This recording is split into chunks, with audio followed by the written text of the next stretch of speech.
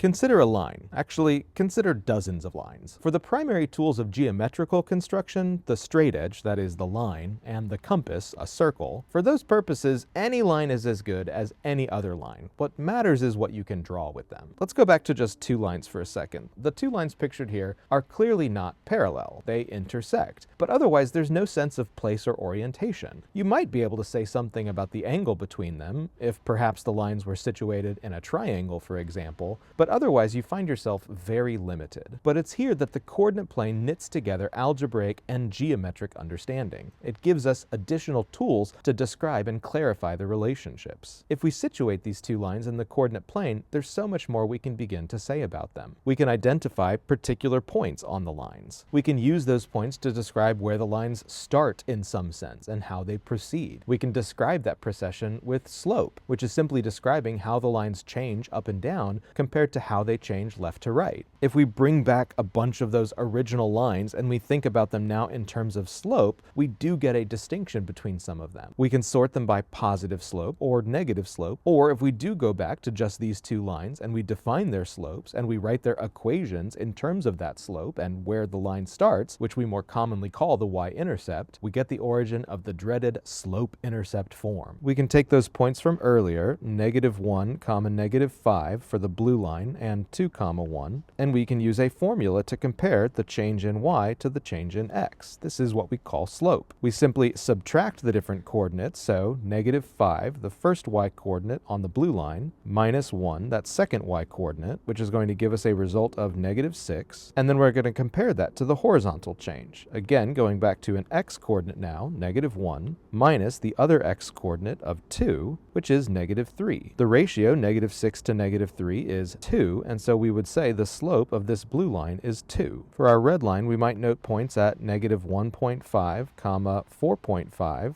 and then another point here at 1, -3, and then using exactly the same process, subtracting y coordinates, 4.5 minus -3 makes 7.5, and -1.5 minus 1 makes -2.5, we get a ratio of 3 over -1 as we simplify this, or more simply, -3. Combining this with those locations that the lines started, which we also call their y-intercepts, we get equations like y equals 2x minus 3, or y equals -3x plus 0. When Descartes situated geometrical figures, like lines and curves, in the coordinate plane, he gave us an entirely new valence with which to understand the figures. Equations can now be associated with figures. Certain curves correspond to certain kinds of equations.